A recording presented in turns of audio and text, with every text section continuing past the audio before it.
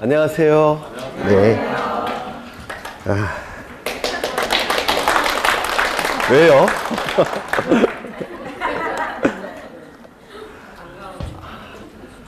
머리를 좀 자르고 싶은데, 네, 못 자르고 있어요. 너무 바빠서.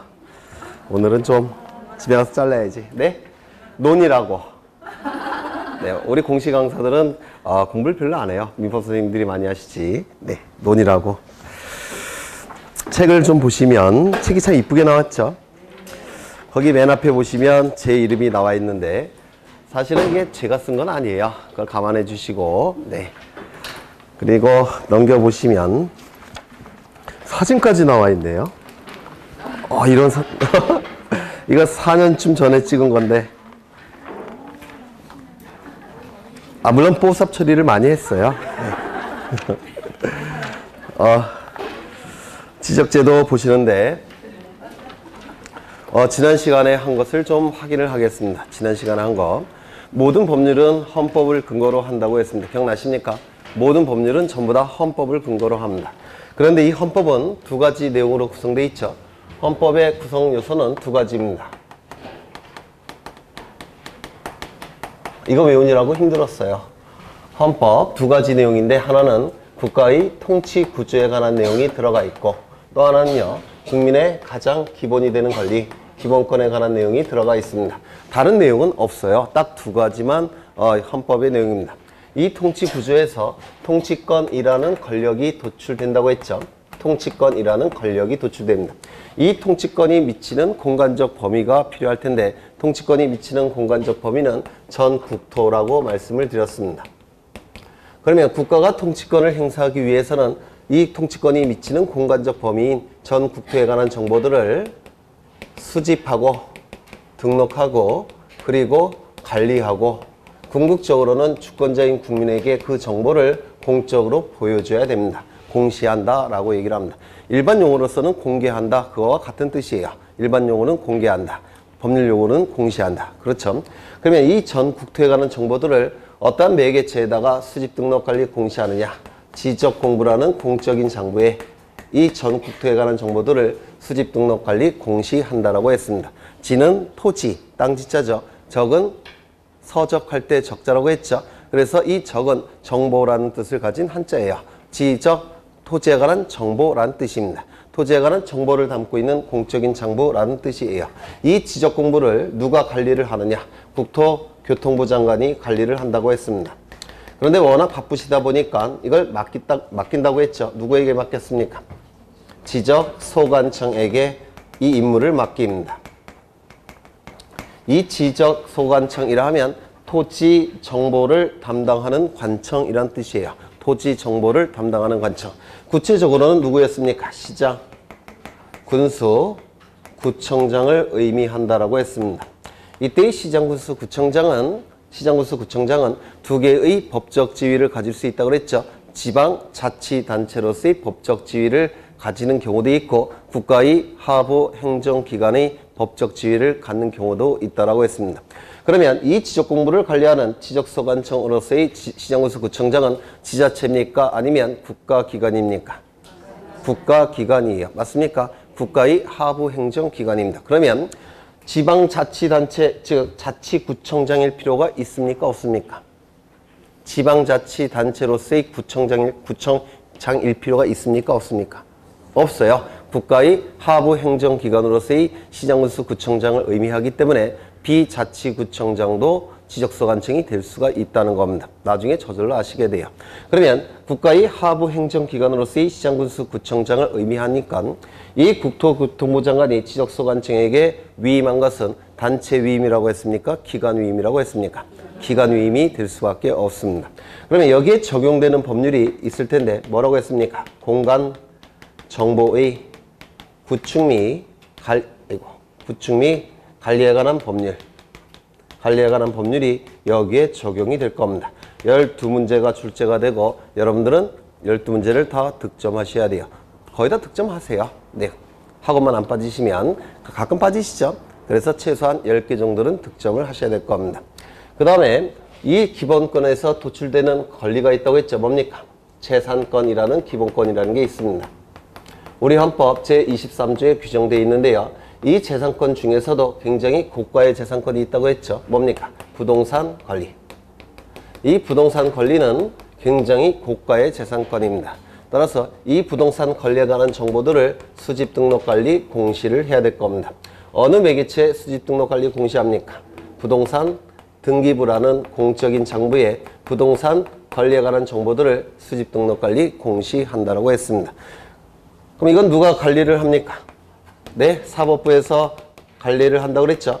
사법부는 법원을 의미합니다.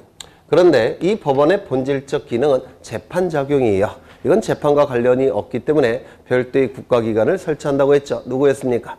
등기소. 그렇죠. 등기소. 등기소라는 국가기관을 설치해서 이 장부를 관리하도록 만들어 놨습니다. 여기에 적용되는 법률이 무슨 법률입니까? 부동산 등기법. 이 부동산 등기법은 법 중에서도 법률 중에서도 가장 난해한 법률 중에 하나예요. 그래서 12문제 득점하시기가 쉽지가 않습니다. 그래서 한 6문제 정도만 득점하셔도 합격하는 데 전혀 지장이 없습니다. 6문제도 맞기가 쉽지가 않으실 거예요. 올해 정도 출제가 됐다면 뭐 7, 8개 나오겠지만 올해가 예외예요. 보통은 어렵게 출제합니다. 작년 같은 경우는 12문제 중에서 손도 댈 수 없는 문제가 2문제, 그 다음에 나머지 10문제는 상급의 문제가 출제가 됐습니다. 올해는 12문제 중에서 2문제는 마찬가지로 손도 댈 수 없는 문제였고 나머지 10문제는 중급 정도가 출제가 됐어요. 중하. 그래서 올해는 좀 쉽게 출제가 된 겁니다. 그래서 여기서 12문제, 그 중에서 10문제가 아니라 6문제 정도 득점하시면 그 역할을 충분히 수행한 겁니다.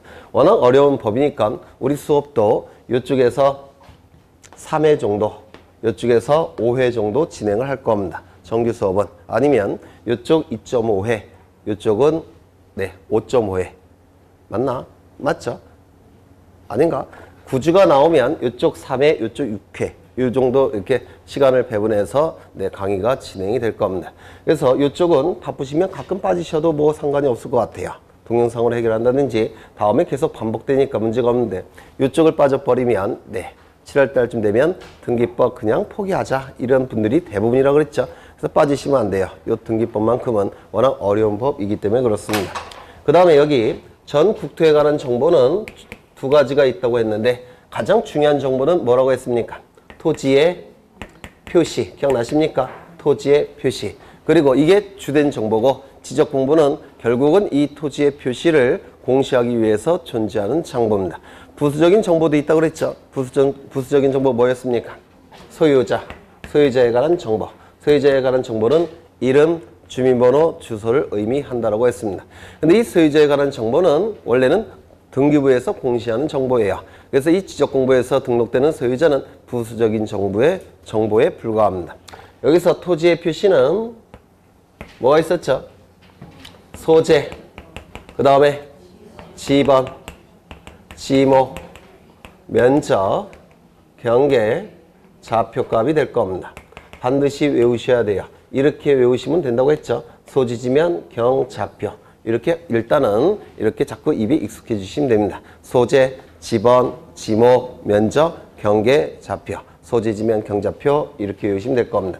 요 3가지는 어떠한 방법을 통해서 수집한다고 했습니까? 조사. 요 3가지는 측량을 통해서 수집을 할 겁니다. 이 정보들은 토지에 관한 정보니까 지적이죠. 따라서 이 측량을 뭐라고 불렀습니까? 지적 측량이라고 불렀습니다. 맞습니까? 지적 측량. 그 다음에 여기 지적 공부가 있는데 지적 공부는 2가지 형태가 있다고 그랬죠. 첫 번째, 종이 형태로 이루어진 가시적 지적 공부. 얼핏 기억나세요? 네, 가시적 지적 공부. 컴퓨터 파일 형태로 전환시킨 불가시적 지적 공부. 가시적 지적 공부 7가지 반드시 외우셔야 됩니다. 첫 번째, 문자로 구성된 대장 형태의 장부 4가지가 있었는데 혹시 기억나십니까? 첫 번째, 토지대장. 2번째, 임야대장. 3번째, 공유지 연명부. 4번째, 대지권 등록부. 그 다음에 도면 형태 2가지 있었는데 뭐가 있습니까? 지적도. 그렇죠. 토지대장에 등록된 토지들의 모양을 공시하기 위해서 그림 형태로 만든 장부가 지적도. 임야 대장에 등록된 토지들의 모양을 공시하기 위해서 그림 형태로 만든 정보가 임야도. 그렇죠. 대장 형태와 도면 형태 두 가지 성격을 다 가지고 있는 경계점, 좌표, 등록부. 이따가 또 외우실 거예요. 그러니까 반복밖에 없습니다. 법률 공부는, 법 공부는 무조건 반복이에요. 그래서 머리 좋은 친구들은 한 번만 봐도 이게 기억이 나겠지만 대부분은 7, 8, 9, 10번 보셔야 됩니다. 책을 한 번 보고서 다 외우는 친구가 있을까요? 저는 한 명 봤는데, 한 명. 친구 중에 하나가 헌법책을 샀는데 깨끗해요. 책을 보시면 책을 한 번 보면은 여기가 허옇죠. 두 번 보면 약간 시커멓게 되고 한 5번 정도 보면 여기가 새까맣게 돼요. 여기가. 그런데 친구 집에 갔는데 하얗더라고요. 그래서 너 또 장식용 책을 샀구나 이렇게 얘기했더니 다 봤어 그러더라고요. 신기하죠? 그런 애들이 있긴 있어요. 나쁜 놈들이죠. 개인적으로는 아주 싫어하는데 네, 머리 좋은 사람들은 다 적이에요. 제 시각에서. 네, 그래서 지적 공부 보셨고요. 네, 그 정도 보시면 될 테고 이쪽 간략하게 보겠습니다. 지난 시간에 한 거. 여기 이 부동산 권리에 관한 정보는 두 가지가 있다고 했는데 혹시 기억나십니까? 첫 번째, 부동산에 관한 정보가 있을 테고 권리에 관한 정보도 있을 겁니다. 부동산에 관한 정보는 뭐를 얘기했습니까? 부동산 표시. 그 다음에 권리에 관한 정보는 뭐였죠? 권리 변동. 기억 안 나셔도 상관없어요. 앞으로 10번 이상 할 테니까. 부동산 표시는 둘로 나눠지는데 부동산이 두 개죠. 우리 등기법에서는 부동산이 딱 두 개밖에 없습니다. 뭡니까? 건물, 토지. 그렇죠. 따라서 부동산 표시는 건물의 표시도 있을 테고 그 다음에 토지의 표시도 있을 겁니다. 건물의 표시는 뭐였습니까? 소재, 대지지번, 그 다음에요. 건물의 종류, 건물의 구조, 건물의 면적. 기억나십니까? 그래서 이렇게 했죠. 소재, 지번, 종류, 구조, 면적. 소지, 종구면. 그렇죠. 토지의 표시는 뭐가 있었죠? 소재, 그 다음에 지번, 지목, 면적. 그래서 소, 지, 면 이렇게 외웠습니다. 기억나세요? 그래서 부동산 표시는 두 가지가 있는데 부동산이 두 가지니까 부동산 표시도 두 가지가 될 겁니다. 건물의 표시, 토지의 표시, 소지, 종구면, 소지, 지면 이렇게 외웠죠. 그러면 이 부동산 표시 사항은 등기부에 어느 부분에 기록한다고 했습니까? 그렇죠. 이 두 가지 내용, 즉 부동산 표시 사항은 등기부의 제목을 표시하는 부분, 표제부라고 얘기합니다. 제목을 표시하는 부분. 그렇죠. 그 다음에 여기 권리 변동이 나오고 있는데 이 권리는 두 가지로 나눌 수가 있습니다. 가장 완전한 형태의 권리인 소유권과 소유권에서 도출되는 소유권 이외의 권리. 이렇게 두 가지로 나눌 수가 있어요. 모든 권리는 소유자가 자신의 소유권 중에서 일부를 떼어서 만들어준 겁니다. 그래서 가장 본질적 권리인 소유권과 소유권에서 도출되는 소유권 이외의 권리로 구분을 합니다. 우리 등기법에서는. 그러면 이 소유권은 사용, 수익, 처분, 권능으로 구성되어 있겠죠. 사용, 수익, 처분, 권능. 이 법에서 하셨습니까? 아직 안 하셨어요. 앞으로 하실 겁니다. 그 다음에 이 소유권 이외의 권리는 사용, 수익, 처분, 권능 중에서 일부의 권능으로 구성되어 있는 겁니다. 그 다음에 이 변동은 우리 민법에서 무엇을 얘기한다고 했습니까? 네, 아직 안 하셨으니까 발생, 변경, 소멸을 의미한다라고 했습니다. 얼핏 기억나시죠? 네, 권리 변동이라 하면 권리의 발생, 변경, 소멸을 얘기할 겁니다. 이건 민법에서 다루는 부분이고 우리 등기법에서는 이것을 좀 더 구체화시킨다고 했습니다. 뭐가 있었습니까? 권리의 보전, 권리의 설정, 권리의 이전, 권리의 변경, 권리의 소멸, 하나 더 권리의 처분 제한. 이렇게 6가지로 구체화시킵니다. 이건 민법에서 이렇게 다루고요. 우리 등기법에서는 이 발생, 변경, 소멸을 좀 더 구체화시킵니다. 보전, 설정, 이전, 변경, 소멸, 처분 제한. 보전은 그 의미가 뭡니까? 존재하는 소유권을 보호한다. 그렇죠. 이것도 한번 출제가 됐어요. 존재하는 소유권을 보호한다는 의미니까 전세권 보존이라는 용어는 쓸 수 있습니까? 없습니다. 임차권 보존 쓸 수 없습니다. 소유권 보존만 가능해요. 존재하는 소유권을 보호한다는 뜻이니까. 그 다음에 설정은요. 만들어서 정해주는 거. 설자가 만들 설자, 정은 정할 정자. 만들어서 정해주는 거. 설정이라고 얘기했습니다. 내가 가진 권능 중에서 일부를 떼어서 다른 자에게 만들어서 정해주는 것을 설정이라는 용어를 썼습니다. 이전은요. 굴러가서 옮겨가는 거. 굴을 전자에 옮길 일자를 써서 권리가 굴러가서 옮겨가는 거. 즉 내가 가진 소유권이 다른 자에게 고스란히 넘어가는 거. 이를 이전이라는 용어를 썼습니다.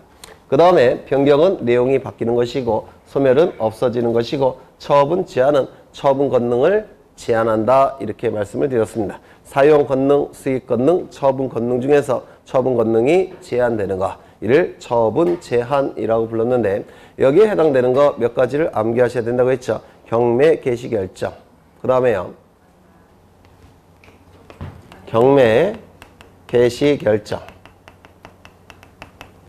법원이 경매 개시 결정이 있게 되면 소유권자는 처분할 수 있겠습니까? 없을 겁니다. 왜? 경매 절차에 넘어가니까. 맞습니까? 그 다음에 가압류. 그 다음에 압류. 사실 이 압류는 앞에 본자가 생략이 된 거예요. 본압류에서 본자가 생략이 된 겁니다. 가짜는 임시가짜인데요. 임시로 하는 압류라는 뜻이에요. 왜 임시로 하느냐면 법원의 판결이 나오기 전 단계니까 임시로 압류를 한 겁니다. 그러면 본압류는 언제 하겠습니까? 법원의 판결이 난 다음에. 그렇죠. 그 다음에 처분금지 가처분. 처분하는 것을 금지시키는 임시의 법원의 처분. 처분하는 것을 금지시키는 임시의 법원의 처분이란 뜻이에요. 여기도 가짜를 쓰고 있는데 임시가짜예요. 왜 임시가짜를 쓰겠습니까? 법원의 확정 판결이 나오기 전이니까. 그렇죠. 너무 기니까 여기서부터 여기까지 생략해서 가처분, 가처분이라고 얘기합니다. 그래서 4개 정도는 용어를 기억하셔야 되는데 시험과 관련해서 자주 출제되는 것은 요거예요. 처분금지, 가처분. 요게 자주 출제가 됩니다. 한 7, 8번 출제가 된 것 같아요. 처분금지, 가처분. 등기 중에서 가장 어려운 등기가 될 겁니다. 그 다음에 부동산 등기부는 크게 둘로 나눠진다고 했는데 혹시 기억나십니까? 부동산 등기부. 부동산이 2개가 있죠. 뭐가 있습니까? 건물, 토지. 따라서 등기부도 건물의 등기부 그리고요 토지 등기부 2가지가 있을 겁니다. 우리 부동산 등기법은 등기부의 종류를 법에서 딱 정해놨다고 했죠. 법정하고 있습니다. 토지 등기부, 건물 등기부. 그런데 국민의 편의와 공시 기능을 높이기 위해서 이 건물 등기부를 둘로 구분해서 관리한다고 했죠. 뭐가 있었습니까? 일반 건물 등기부. 하나는 더요. 집합 건물 등기부. 그렇죠. 일반 건물 등기부, 집합 건물 등기부. 이건 어디까지나 건물 등기부의 일종이니까 등기부의 종류를 3개로 보시면 안 된다고 그랬죠. 건물 등기부, 토지 등기부 2가지로 나누고 있다는 거, 이런 거 다 출제가 됐던 거예요. 그 다음에 등기소가 나와 있는데 등기소는 등기사무를 담당하는 뭡니까? 국가기관. 그렇죠. 등기소는 등기사무를 담당하는 국가기관. 등기사무를 담당하는 국가공무원이라고 한다면 등기관. 국가기관이라고 한다면 등기소. 그렇죠. 등기사무를 담당하는 국가기관을 등기소라고 얘기할 겁니다. 이를 강의의 등기소라고 얘기하는데 강의의 등기소에는 3개가 있다고 그랬죠. 첫 번째, 등기소라는 명칭을 가진 국가기관. 2번째, 지방법원에는 등기국, 등기과가 있다고 했죠. 여기서도 등기사무를 담당하니까 지방법원도 넓게 본다면 등기소가 될 겁니다. 지원에도 등기계가 있죠. 등기계에서도 등기사무를 담당하니까 지방법원 지원도 넓게 보면 등기소라고 얘기를 할 겁니다. 기억나십니까? 다 했던 거예요. 기억 안 나셔도 괜찮아요. 앞으로 여러 번 할 테니까. 그 다음에 등기관은 2이 있죠. 첫 번째, 당연직 등기관. 2번째, 지정직 등기관. 지정직 등기관을 보통 등기관이라고 얘기합니다. 소장님, 국장님, 과장님, 회장님을 당연직 등기관 또는 자동 등기관이라고도 얘기하죠. 지정직 등기관은 누가 있습니까? 4급, 5급, 6급, 7급 법원 공무원 중에서 지방법원장이나 지원장이 등기관으로 지정한 자, 그 자를 지정등기관이라고 얘기를 했습니다. 그래서 지난 시간에 이러한 내용들을 설명을 했던 것 같아요. 그렇죠. 이제 공간정보법부터 이제 하나씩 볼 겁니다. 이쪽부터 많이 하면 3일 정도, 적게 하면 2.5일 정도 아마 진행을 할 겁니다. 그러면 이제 책을 보시면 12쪽에 지적제도의 총론이라고 나와 있는데, 지적제도의 총론. 말이 빠른가요? 네? 이게 딱 한 번만 강의를 듣고 끝나는 거면 말이 빠르겠죠? 근데 했던 것도 하고 했던 것도 해요. 1년 동안. 외울 때까지. 그래서 빨라도 괜찮을 것 같은데, 네. 불만 있으면, 네. 손 들고 뒤에 서 계세요. 이거는 한필지 토지라고 합니다. 한필지 토지. 이 한필지 토지.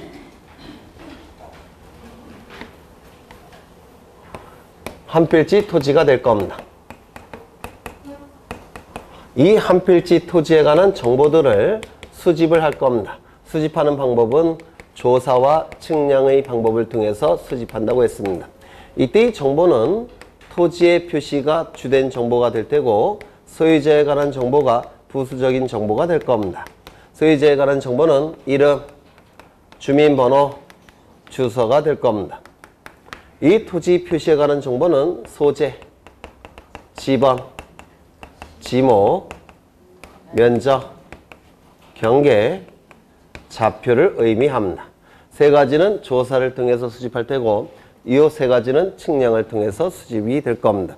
이 수집된 정보는 지적공부라는 공적인 장부에 토지 표시에 관한 정보와 소유자에 관한 정보가 등록이 될 겁니다. 그리고 지적소관청에 의해서 관리가 이루어질 테고, 궁극적으로는 주권자인 국민에게 그 정보는 공시가 이루어지게 될 겁니다. 이를 지적제도라고 얘기를 했습니다. 지적제도. 토지 정보와 관련된 제도, 지적제도. 맞습니까? 그렇죠. 그래서 여기에 적용되는 법률이 공간정보법. 그렇죠. 그러면 책을 보시면 거기 지적의 의의가 나와 있는데, 지적의 의의, 거기 많은 내용이 쓰여져 있죠. 근데 우리는 이 내용을 주관식으로 쓸 필요가 없습니다. 객관식이에요. 그러면 한자 낱말을 풀으시면 돼요. 지적 무슨 뜻입니까? 토지 정보. 그렇죠. 이렇게 이해하시면 돼요. 객관식 문제니까 지적, 토지 정보. 제도, 토지 정보와 관련된 제도. 이를 지적제도라고 얘기를 할 겁니다. 지적의 개념 요소 나와 있는데, 먼저 이 지적제도에서 가장 중요한 세 가지 요소를 지적의 3요소라고 불러요. 지적제도에서 가장 중요한 세 가지 요소를 지적의 3요소라고 얘기하는데, 가장 중요한 것은 이거가 될 겁니다. 한필지 토지, 등록, 지적공보. 이게 지적의 가장 중요한 세 가지 요소라고 불러요. 한필지 토지, 등록, 그 다음에 지적공보.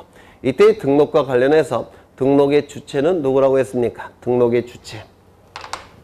등록의 주체는 누굽니까?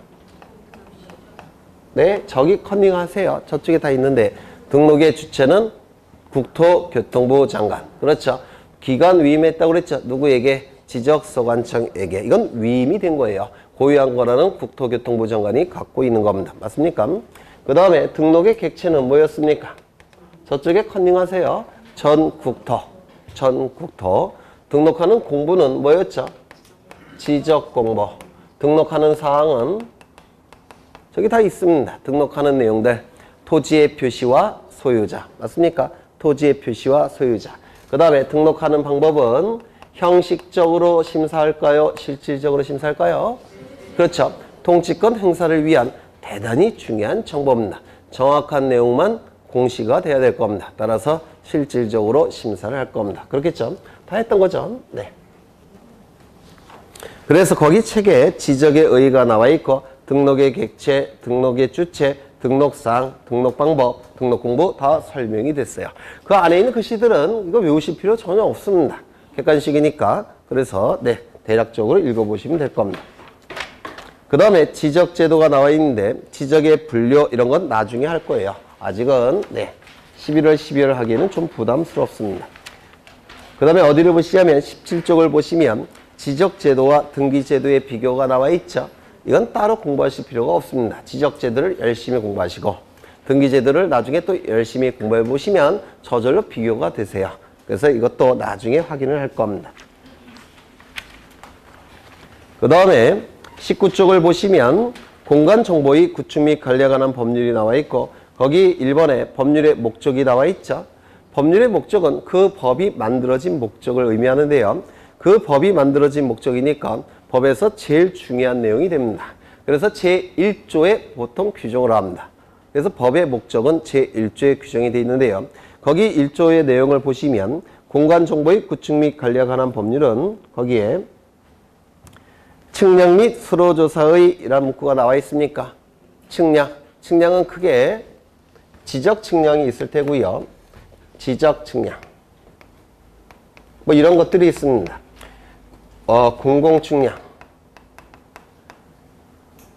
뭐 수로 측량, 이렇게 측량의 종류는 굉장히 많습니다. 이렇게 측량의 종류가 굉장히 많은데요. 이걸 다 측량이라고 불러요. 그런데 우리 시험과 관련된 것은 이것만 우리 시험과 관련되어 있습니다. 그러면 이건 우리 시험과 관련이 없다는 얘기입니다. 맞습니까? 우리 시험과 관련이 없는 내용이 제1조에 규정되어 있습니다. 1조의 목적에 거기 옆에 보시면 수로라는 문구가 나오죠. 수로조사. 여기서 이 수로는 바닷길을 의미해요. 바닷길. 우리 시험과 관련이 있겠습니까? 없습니다. 토지 정보와 관련이 없어요. 바닷길이니까. 그래서 우리 시험과 관련이 없는 내용이 나와 있고요. 그 밑에 보시면 해상교통의 안전이라는 문구 있습니까? 해상교통의 안전. 우리 시험과 관련이 있습니까? 없습니다. 그래서 보통 제1조는 법의 목적은 제일 중요한 내용이라서 시험에 나올 확률이 대단히 높아야 되는데 우리 공간정보법 제1조는 우리 시험과 관련이 없는 내용이 너무 많이 들어가 있습니다. 그래서 출제될 확률은 제 시각에서는 없습니다. 제 시각에서는. 네. 그래서 넘어가겠습니다. 그 다음에 지적에 관한 법률의 변청 과정이라고 나와 있는데 이건 학자들이 공부하는 거겠죠. 이런 걸 어떻게 외우겠습니까? 저도 못 외워요. 아니, 한 번도 외워본 적도 없습니다. 그냥 안 보셔도 되고 지적의 기본 이념들 여기부터 보셔야 돼요. 지적의 기본 이념, 지적 제도를 관통하는 가장 중요한 이념적 요소들. 이것도 그 밑에 많은 내용이 나와 있지만 이런 거 다 필요 없어요. 그냥 한자말을 풀어서 뜻을 알고 계시면 돼요. 먼저 지적 국정주의, 지적 토지 정보 맞습니까? 국정, 국가가 정한다라는 뜻이에요. 토지에 관한 정보는 국가가 정해야 된다는 원칙을 지적 국정주의라고 얘기합니다. 그러면 토지에 관한 정보는 왜 국가가 정해야 될까요? 네? 토지에 관한 정보는 국가가 통치권을 제대로 행사하기 위해서 통치권이 미치는 공간적 범위에 관한 정보, 즉 토지에 관한 정보들을 수집, 등록, 관리, 공시하는 제도죠. 누가 정해야 되겠습니까? 통치권 행사를 위한 정보니까 당연히 국가가 정해야 될 겁니다. 맞습니까? 이를 지적 국정주의라고 부릅니다. 토지에 관한 정보, 지적, 국정, 국가가 정해야 된다는 원칙을 지적 국정주의라고 얘기합니다. 반대말은 국가의 반대말은 국가는 통치권을 행사하는 자죠. 통치권의 객체는 누굽니까? 사람은 국민이죠. 그럼 반대말은 뭡니까? 지적 민정주의가 될 겁니다. 국민, 민자는 국민이란 뜻이에요. 그래서 반대말은 지적 민정주의. 당연히 우리나라는 지적 국정주의를 채택하고 있을 겁니다. 그 다음에 넘겨보시면 지적 형식주의. 이거는 시험에 나올 가능성이 대단히 높은데요. 지적은 토지에 관한 정보, 지적은 형식, 일정한 형식을 갖춰야 된다는 원칙이 지적 형식주의가 될 겁니다. 다시요. 지적 토지에 관한 정보는 형식, 일정한 형식을 갖춰야 된다는 원칙이 지적 형식주의가 될 거예요. 그러면 그 일정한 형식은 뭐냐면 이겁니다. 소재, 지번, 지모, 면적, 경계, 좌표라는 형식으로서 지적 공부에 등록하는 형식까지 갖춰야지만 통치권 행사를 위한 정보, 지적이 될 수가 있다는 겁니다. 다시요. 토지에 관한 정보, 지적은 소재, 지번, 지모, 면적, 경계, 좌표라는 형식으로 지적 공부에 등록하는 형식까지 갖춰야지만 통치권 행사를 위한 지적이 될 수가 있다는 겁니다. 어렵지 않죠? 그러면 지적공부에 등록되지 않은 것은 지적이 됩니까? 안 됩니까? 안 되는 겁니다. 그렇죠? 등록하는 형식까지 갖춰야 될 겁니다. 지적공개주의. 공개를 법률용어로 뭐라고 했습니까? 공시. 그렇죠? 지적, 토지에 관한 정보는 궁극적으로 주권자인 국민에게 공시, 공개적으로 보여줘야 됩니다. 그래서 이걸 지적공개주의라고 얘기할 겁니다. 실질적 심사주의. 이 지적은 통치권 행사를 위한 대단히 중요한 정보입니다. 정확한 내용만 등록돼서 공시가 돼야 됩니다. 따라서 형식적으로 심사해서는 안 됩니다. 실질적으로 심사해야 됩니다. 이를 실질적 심사주의라고 얘기할 겁니다. 직권등록주의. 이 토지는 가장 이해관계가 많은 자는 누굴까요? 이 한 필지 토지는 얘입니다. 이유는 자본주의 사회이기 때문에 그렇습니다. 우리나라는 자본주의 사회죠. 자본주의 사회라는 건 그 의미가 뭘까요? 개인의 소유권을 인정한다는 뜻입니다. 그래서 가장 이해관계가 많은 자는 소유자예요. 소유자에게 원칙적으로 등록을 요구할 수 있는 권리를 인정합니다. 이를 신청이라고 얘기합니다.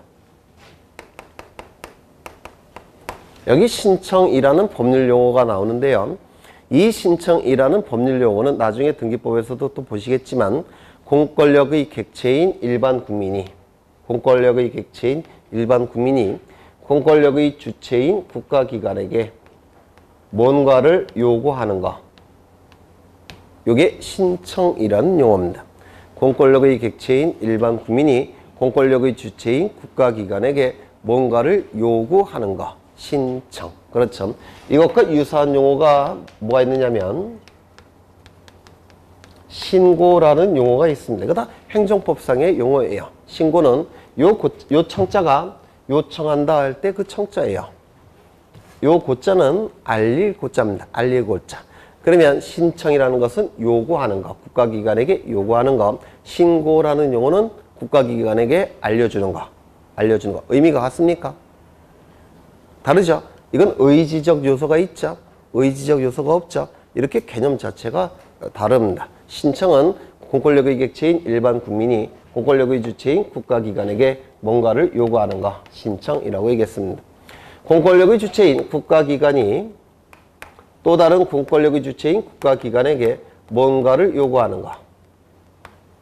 이때는 신청이라는 용어를 잘 안 써요. 이때는 대등하죠.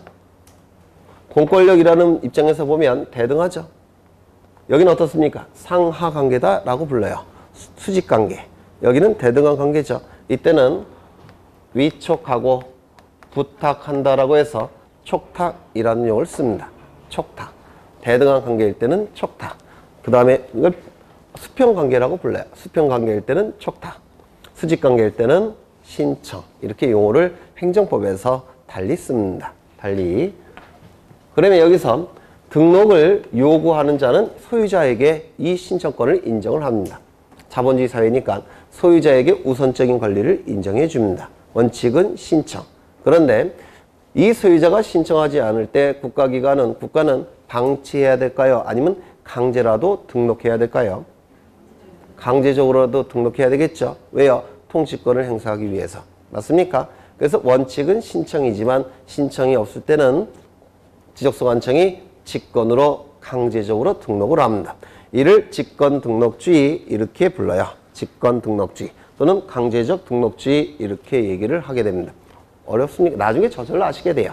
원칙은 소유자에게 신청 권한을 등록에 대한 신청 권한을 인정하지만 소유자가 신청하지 아니할 때는 지적소관청은 직권으로라도 등록합니다. 이를 직권등록주의라고 얘기합니다.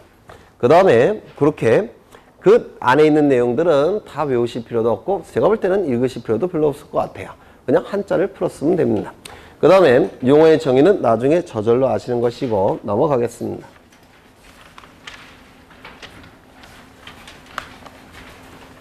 26쪽을 보시면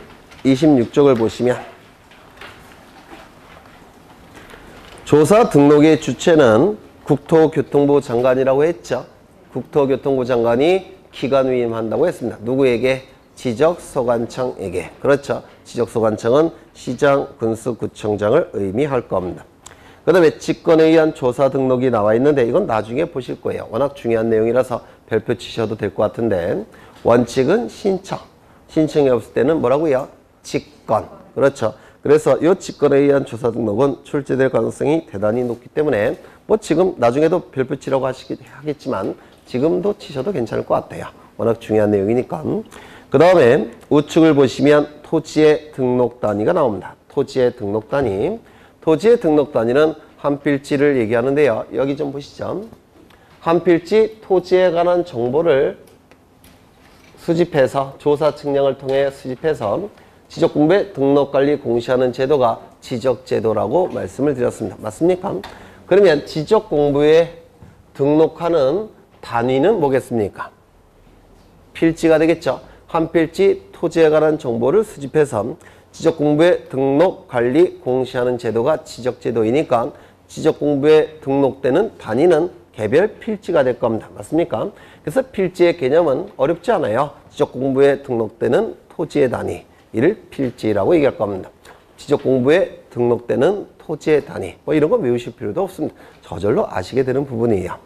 그 다음에 한 필지로 정할 수 있는 기준 이렇게 나와 있는데 여기부터 기억해 두셔야 됩니다.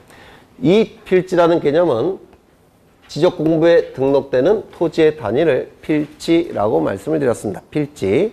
그럼 이 필지가 성립되기 위한 요건이 있습니다. 한 필지 토지가 성립되기 위한 요건. 한 필지 토지가 성립되기 위한 요건은 첫 번째, 지번 부여 지역이 동일해야 됩니다.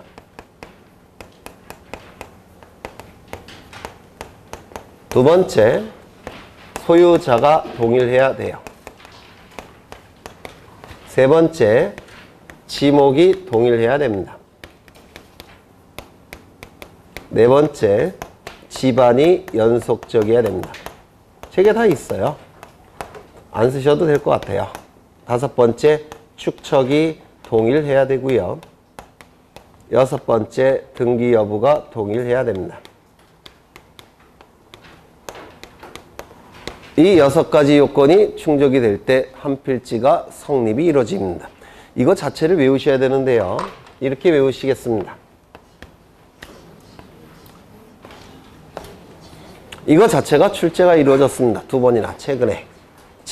지번 부여 지역이 동일할 것, 소유자가 동일할 것, 지목이 동일할 것, 집안이 연속적일 것, 그 다음에 축척이 동일할 것, 등기 여부가 동일할 것. 그래서 지지, 축등 이렇게 암기를 하십니다. 여기서 먼저 지번 부여 지역이 동일할 것, 이것이 의미하는 바는 지난 시간에 설명을 드렸어요. 여기 우리나라가 이렇게 존재하죠. 그 다음에 여기 휴전선이 이렇게 있을 겁니다. 이 우리나라 전 국토를 일정한 단위로 이렇게 쪼갠다라고 했습니다. 이 하나를 뭐라고 얘기했습니까? 지번 부여 단위지역. 기억나십니까? 지번 부여 단위지역. 너무 기니까 지번 부여 지역이라고 설명을 드린 적이 있어요. 이 지번 부여 지역은 도시 지역은 동을 얘기하고요. 농촌 지역은 리를 의미한다라고 했습니다. 혹시 기억나십니까? 네, 안 나셔도 괜찮아요. 네, 뭐 앞으로 수십 번 더 할 테니까 그렇게 하셔도 다 득점하세요. 이 공간정보법은 지번 부여 지역이라고 얘기를 했습니다. 그런데 여기서 이 지번 부여 지역을 또 쪼갠다고 했죠. 이렇게 쪼갠다라고 했습니다. 이 쪼개진 하나를 뭐라고 얘기했죠? 한 필지 토지라고 말씀을 드렸어요. 한 필지 토지. 그런데 이쪽 지번 부여 지역도 쪼개져 있겠지만 이쪽도 쪼개져 있겠죠. 이렇게 쪼개져 있을 겁니다.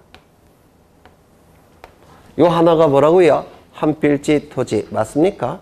그렇다면 한 필지 토지가 이렇게 존재할 수 있을까요? 없을까요? 양쪽에 걸쳐서. 네? 없겠죠. 먼저 가운데서 쪼개진 다음에 그 내부에서 쪼개진 것이 한 필지 토지니까 양쪽에 걸쳐서 한 필지가 존재할 수 있습니까? 없을 겁니다. 맞습니까? 그러면 이 하나의 지번 부여 지역 내부를 쪼갠 것이 한 필지니까 이 한 필지는 이 아래에 있는 지번 부여 지역은 다 어떻겠습니까? 같겠죠. 같은 동, 같은 리가 될 겁니다. 맞습니까? 이걸 의미합니다. 지번 부여 지역이 동일할 것은 양쪽에 걸쳐서 한 필지가 존재할 수는 없다는 겁니다. 동리도 기억하셔야 되겠죠. 두 번째, 소유자가 동일할까? 소유자가 동일할 건 여기 한 필지 토지가 존재하는데 이쪽은 갑이 소유하고 이쪽은 을이 소유할 수가 있느냐? 있을까요? 없을까요? 다시요. 요게 100제곱미터 토지인데요. 50제곱미터는 갑이 소유하고 50제곱미터는 을이 소유할 수가 있느냐? 원칙이.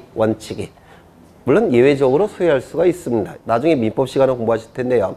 상호 명의신탁에서는 이게 가능도 해요.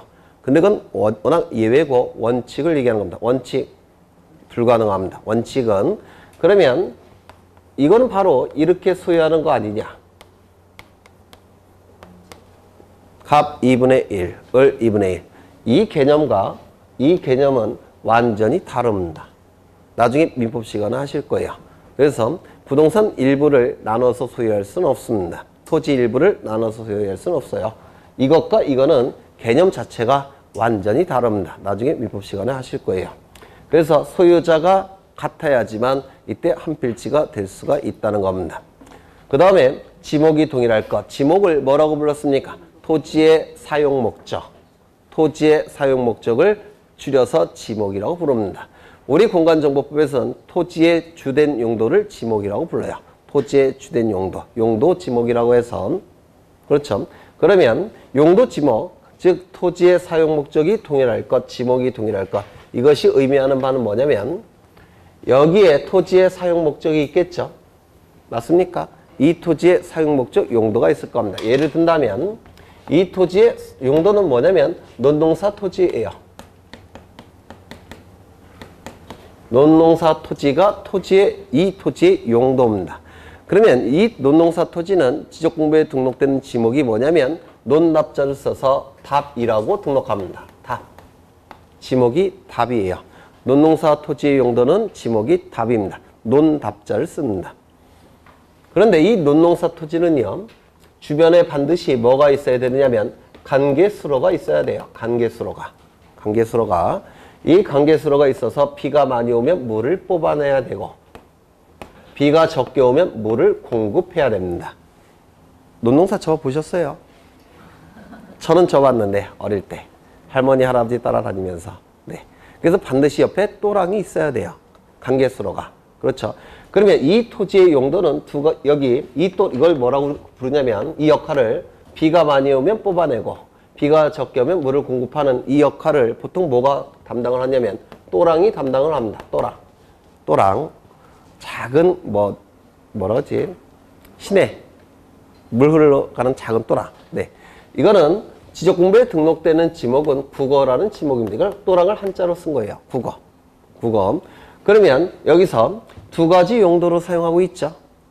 맞습니까? 그런데 여기 지적공부에 지목이 등록이 될 때는 같은 용도로 등록을 해야 된다는 겁니다. 이게 용도가 동일할 것이라는 뜻이에요. 지적공부에 등록이 될 때는 한 필지 토지는 하나의 지목으로만 같은 용도로만 등록을 해야 된다는 겁니다. 그것이 지목이 동일할 것이라고 얘기합니다. 그러면 이거를 멋있게 표현하면 뭐라고도 표현할 수가 있냐면 일필일목의 원칙 이렇게도 표현합니다. 한 필지의 지목은 지적공부에 등록이 될 때는 하나의 지목만 등록되어야 된다는 원칙, 일필일목의 원칙이라고 부릅니다. 어렵지 않죠? 한 필지 토지가 지적공부에 등록이 될 때는 하나의 지목으로만 등록되어야 된다는 원칙을 일필일목의 원칙이라고 불러요. 그런데 저기서 두 가지 용도로 사용되고 있죠.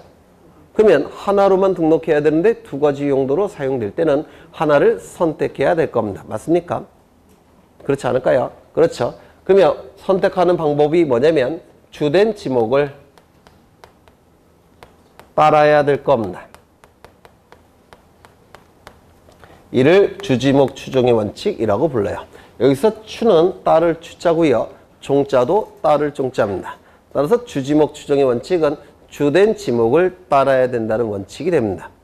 그러면 여기서 또랑과 논농사 토지의 주종 관계를 판단해 보면 어느 게 주고 어느 게 종이겠습니까? 논농사 토지가 또랑을 위해서 존재합니까? 그건 아니겠죠. 또랑이 논농사 토지를 위해 존재하겠죠. 이게 바로 주된 토지가 될 테고 이게 종된 토지가 될 겁니다. 그렇죠. 여하간 지목이 동일하다는 얘기는 그런 뜻입니다. 그 다음에 집안이 연속적일 것. 집안이 연속적일 것 뭐냐면 여기가 한강이에요. 이렇게 한 필지가 성립될 수가 원칙적으로 있을까요? 없을까요? 없겠죠. 왜? 이 한강에 의해서 이 토지와 이 토지는 집안이 내가 뭐라 그럴까? 잘렸기 때문에 그렇습니다. 불연속이기 때문에 그래요. 여기는 낭떠러지기입니다. 낭떠러지기. 여기가 한 30m. 그럼 이 부분과 이 부분이 한 필지가 될 수 있을까요? 없을까요? 없다라고 얘기합니다. 그래서 집안이 연속적으로 존재하지만 한 필지가 될 수 있다는 뜻입니다. 그 다음에 축척이 동일할 것. 축척이 동일할 것. 이 토지는 실제 토지입니다. 실제 토지인데 3,300제곱미터. 평으로 치면 1,000평입니다. 그런데 이 토지를 도면에 등록할 때, 지적도에 등록할 때 이 크기대로 등록할 수 있겠습니까? 없다 그랬죠. 그래서 일정한 비율로 축소해야 된다고 했는데 이를 뭐라고 얘기했습니까? 축척. 그렇죠. 축소. 척, 비율. 척은 비율 척자예요. 일정한 비율로 축소해야 되는데 이 부분은 600분의 1로 축소를 했습니다. 이 부분은 600분의 1로 6000분의 1로 축소합니다. 그러면 어느 것이 큰 모양으로 도면에 그려진다고 했습니까? 이건 대축척. 큰 모양으로 나오는 대축척. 작은 모양으로 나오는 소축척 이렇게 얘기했는데 기억나십니까? 그러면 여기는 큰 모양으로 나오니까 이런 모양이 될 테고 아래쪽은 작은 모양이 되니까 이렇게 그려질 겁니다. 그러면 한 필지인데 서로 다른 축척으로 등록이 이루어지게 되면 모양의 왜곡 현상이 나타납니다. 맞습니까? 따라서 이 지적공부에 등록이 될 때는 같은 축척으로 등록을 해야 됩니다. 그래야지만 모양의 왜곡 현상이 나타나지 않습니다. 맞습니까? 이를 축척이 동일할 것이라고 얘기합니다. 또한 등기 여부가 동일할 것. 이 한 필지 토지가 등기부에 등기가 될 때 이 부분은 등기가 되고 이 부분은 미등기할 수 있느냐? 없습니다. 왜냐하면 이 토지 등기부는 필지별로 등기부가 존재합니다. 필지별로 등기 기록이 존재하기 때문에 이 한 필지 일부는 등기하고 한 필지 일부는 미등기 상태로 남겨놓을 수가 없습니다. 이를 등기 여부가 동일할 것이라고 얘기합니다. 전부 등기하든지 아니면 전부 등기하지 말든지 그것만 가능하게 돼요. 이를 등기 여부가 동일할 것이라고 부릅니다. 다시요.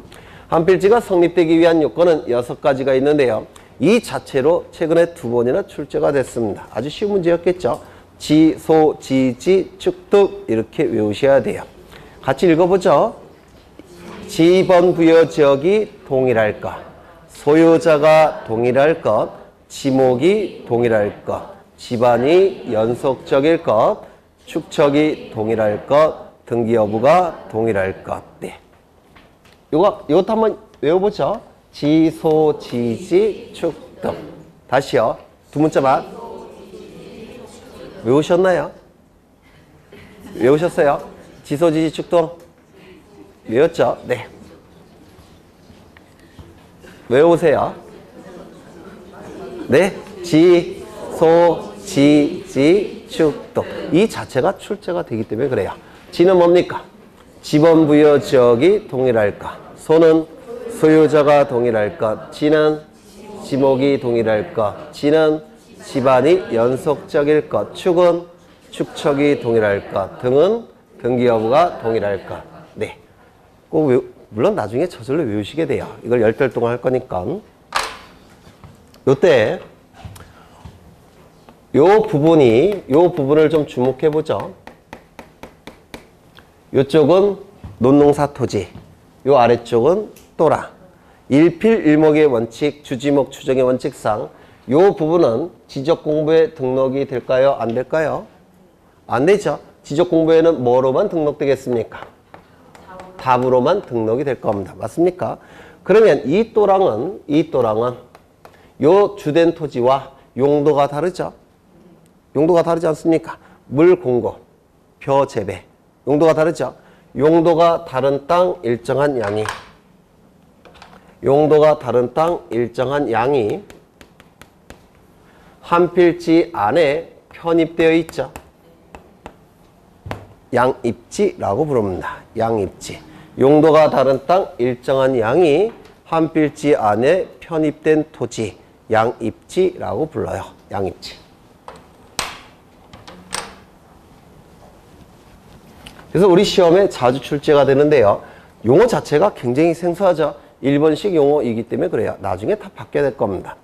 나중에 우리나라 용어로 용도가 다른 땅 일정한 양이 한 필지 안에 편입된 토지.